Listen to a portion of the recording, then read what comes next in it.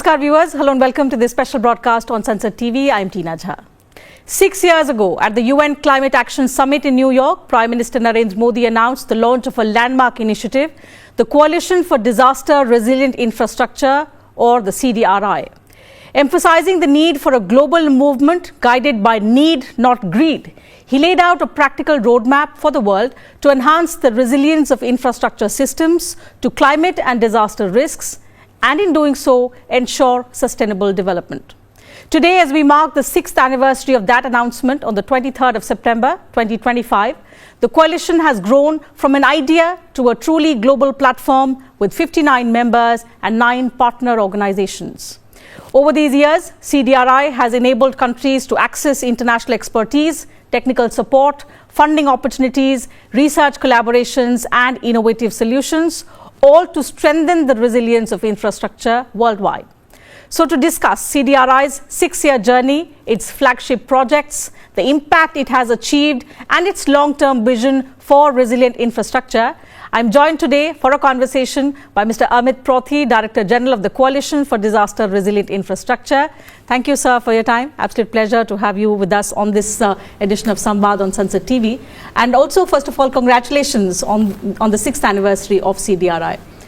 To begin our conversation, let's talk about how the 6-year journey has been. It was back in 2019 when the Prime Minister announced the launch of CDRI, first as a global initiative to encourage, to promote resilient infrastructures worldwide. But the journey has been remarkable, as we just told our viewers. So from your perspective, talk to us about CDRI's growth over the last 6 years in terms of its vision, its mandate, and most importantly, the global acceptance that it has had. First of all, Tina, thank you so much for inviting me. I think, as you said, it's a really pivotal moment for us. The Honorable Prime Minister launched this initiative in New York in the climate summit, basically saying that India will bring leadership to a topic that's very, very critical to not only India, but to the world. When we talk about Coalition for Disaster Resilient Infrastructure, I want to emphasize all 4 words. Coalition, it's India-led, but it's a coalition. Disaster resilient infrastructure. If you think about the amount of infrastructure we're building today in India and around the world, something like 20 new Bombays of infrastructure has to be built in India alone. Add Africa, add other parts of the world. We are building a lot of infrastructure. Yet, as we look around on a daily basis, we're seeing activities like cyclones, we're seeing events like earthquakes, we're seeing tsunamis, etc., that are damaging infrastructure. So as a topic, it was really critical to see how India brings leadership to a topic that's important to us and for others. It's easier said than done, right? I think the pace of development that we're seeing in India is unprecedented. No other country, except maybe China, has gone through this scale of development. Right. Now, building a movement, I'm really proud to say that when we launched, there were 16 members to CDRI. Today there are, you said 59, as of today there are 60. So we are really adding members very quickly. That speaks volume to the mandate, but also to the importance of the agenda. So the last 6 years, it's really been about, taking an idea, giving it shape, giving it sort of a structure to say, what do we do? DRI, disaster resilient infrastructure, needs a lot of definitions. We've spent a lot of time trying to unpackage that. Unpackage, how do you build your roads so they don't get damaged by landslides? Is the work done? No. The work has just started. I can I can go on, but maybe I'll give you a moment to just maybe ask me the next question. In fact, I do have a lot of questions, and especially on the urban resilience, because that's something that we are dealing with, and the challenges every now and then across different cities, not just in India, but worldwide. Yeah. But for now, let's come back to CDRI's remarkable growth. 6 years, nearly 60 members, not nearly, now you have 60 members and 9 partner organizations. What does this global confidence say about the kind of work you've done in terms of how you started with, but where you are today? Yeah, so I think when we started, it was still a very new topic. We all have agreements that we sign up as countries. There's something called the Sendai framework that most countries have agreed to pursue to reduce disaster risk in our countries. One of the key targets is on resilient infrastructure. The target was set, countries had agreed to the target, but in 2019, we are still seeing a lot of countries had not yet worked towards that target. So we've spent a lot of time in the last 6 years starting to build an argument for how do you focus on resilient infrastructure, how do you meet that target. I'll give you an example. We came up with the report a year and a half ago that highlighted that every year we lose infrastructure, we lose value because of disasters. So when you have an earthquake and your houses collapse, or when you have a cyclone and the power grid gets impacted, when you add up the amount of damage that we suffer as a world, it adds up to something like $700 billion worth of infrastructure damage. That was an argument to help countries, start to pay more attention to this. Now, what we've done is that, we've come out with initiatives for island nations, for example. We're working with the Dominican Republic in the Caribbean. We're working with Fiji. We're working with Dominica. These are islands in the nation that are repeatedly getting hit by cyclones, other kinds of earthquakes, etc. And they're losing infrastructure. So what CDRI as a coalition is trying to do is saying, how do we provide support to these islands? How do we give them technical assistance? How do we help them upgrade their building codes? Yeah. How do we help train their next generation so that they can be better prepared? These events are not going away. But you're building infrastructure. How do you do it in a way that you don't lose it again and again, but you actually do it in a way that you know it's coming, but your house will stay standing? How does CDRI's role complement the work of other agencies in this area, such as COP, the Sendai framework you mentioned, or the SDGs? We have a list of 17 goals. So how are you complementing your work with these? So because we're focused on disaster resilient infrastructure, SDGs, all of the goals, I think there's an infrastructure element to those goals. If you want to meet the ambition of the goal number 6, which is on water, or you want to meet the ambition of goal number 11, which is on cities, infrastructure plays a critical aspect of how do you meet those goals. Now, when you lose infrastructure, you're not basically meeting that goal, or you're compromising if you say, I want to build sustainable cities. Sustainable cities means providing housing, water, other forms of infrastructure. When you're building it and you lose it, you're not meeting your goal. So infrastructure is the backbone of development. Infrastructure is the backbone of meeting the SDGs. Yet you're not able to meet those goals, partly because you're also losing infrastructure. So with the climate change events intensifying the disasters, not just in India, but across many countries worldwide, what are the emerging infrastructure vulnerabilities that CDRI is focusing on? And especially in this context, if you could highlight what role you're playing in the low and middle income countries. Sure. So I think when you talk about climate change, maybe I'll highlight two things that are getting worse. One, the whole notion of extreme heat. Because of global warming, we are actually now trapping a lot more gases in the atmosphere that is actually heating up the planet. Right. We feel that, we see that. Now what happens is that actually accumulates more pressure. The clouds are heavier. We see heavier rainfall. We see rainfall which is like a certain volume that falls that we've not expected in the past. Now, for our cities, for example, and we're looking at now cities across 5 countries where we're trying to see how cities can be better planned for larger volume of water that's falling. So how do you manage your floods better? We're looking at how extreme heat is interfering with infrastructure. I'll give you an example. When you have our roads are being built for a certain temperature, and now extreme heat is causing our roads the tar to melt.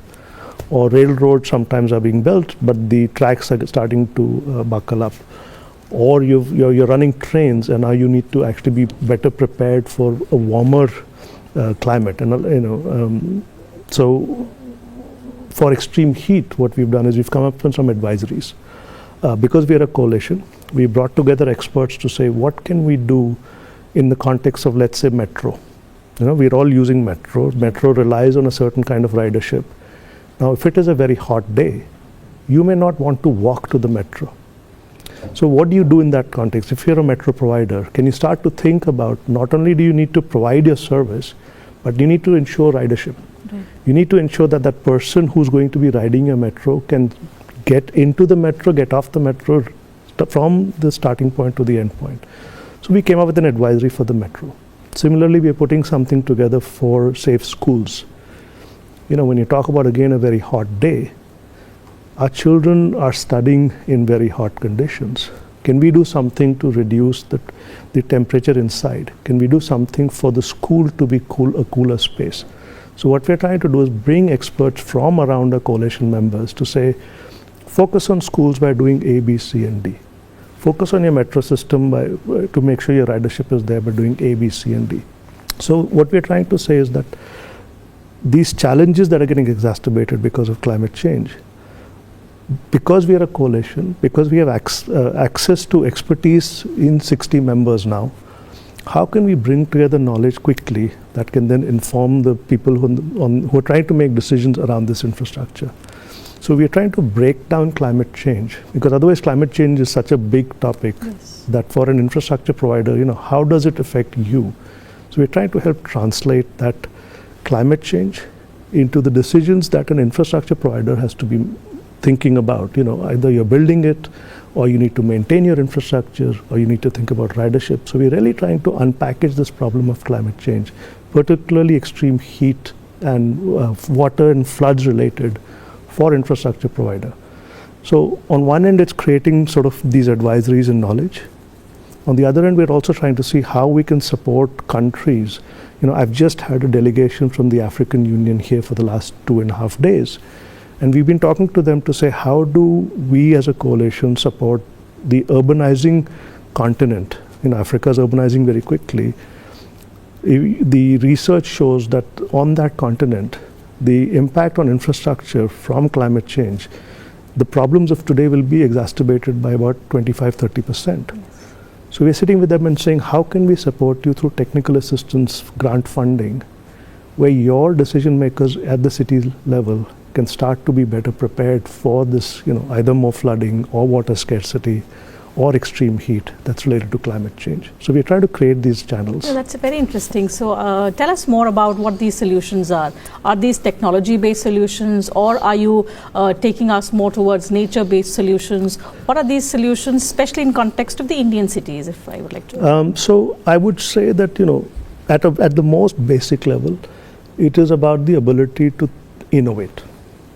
When you talk about various kinds of solutions, I want to emphasize that there are some solutions that exist today, but there are some solutions that still need to be developed. Right.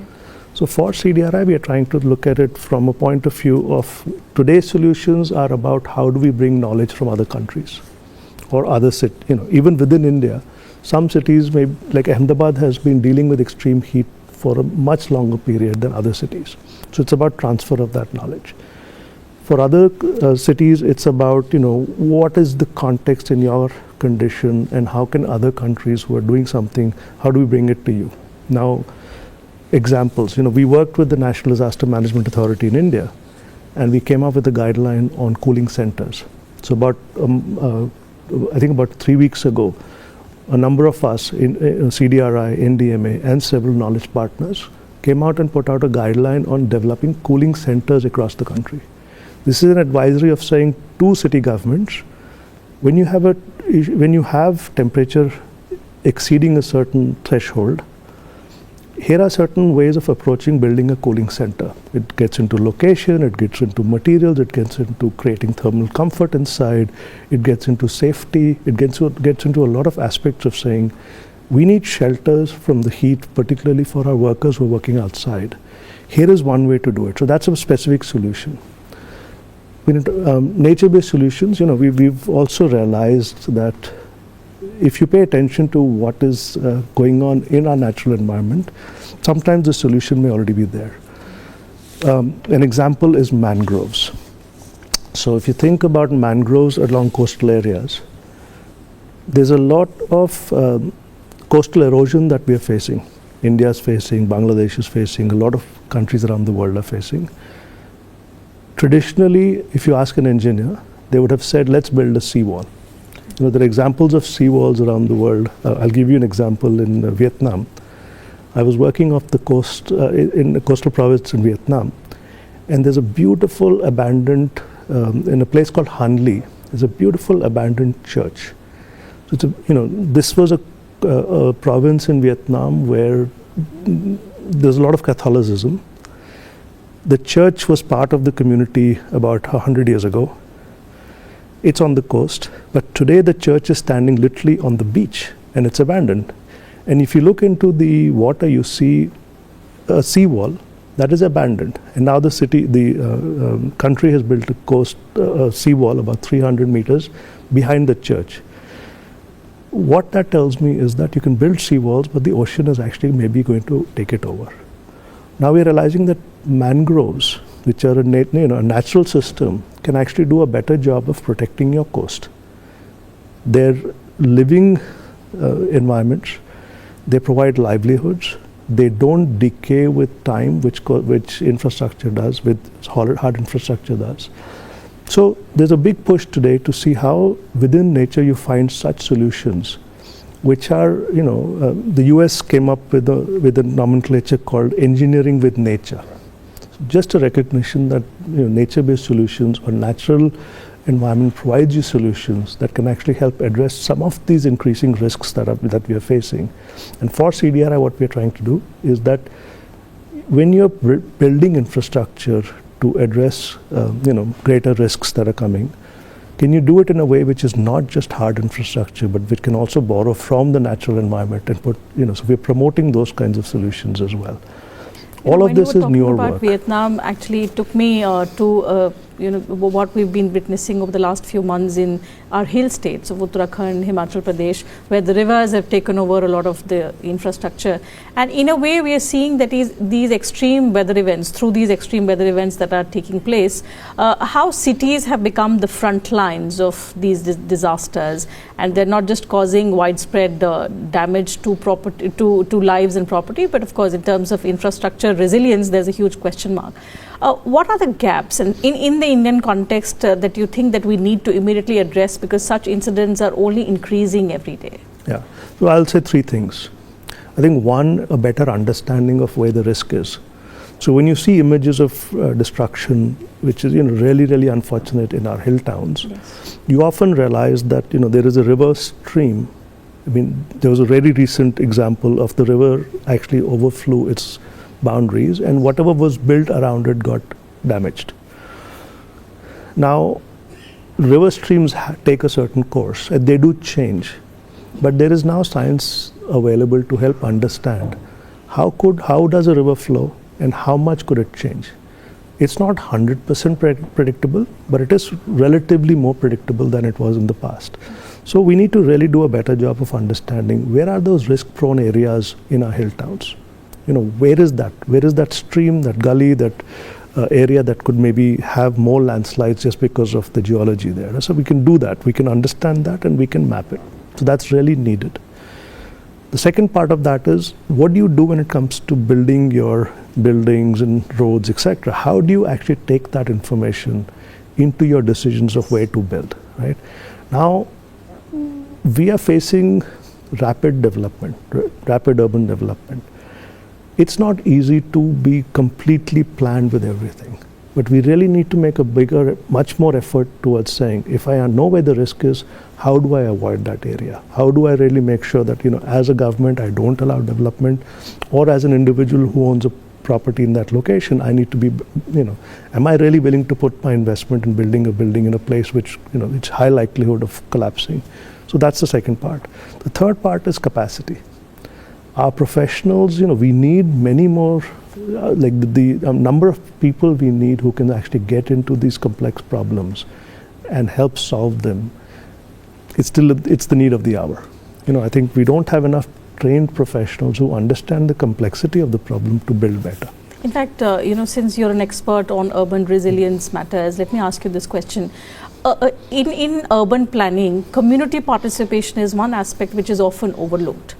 How can we encourage and promote more meaningful conversations and with the citizens especially, to at the time when these strategies are being devised, because that's most important, because that's where perhaps all the effort should be made in. Are we lacking on that front? Or if yes, I am sure efforts are also being made towards that. So tell us more about what these efforts are. Sure. So I think community participation is absolutely critical when you come to making these decisions.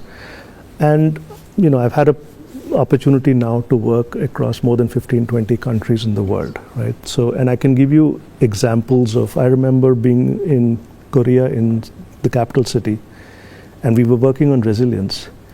And we organized a meeting where 6 or 7 departments within the city municipality came together. And when we walked away, the people were so proud that so many departments had come together, because that had never happened in the past.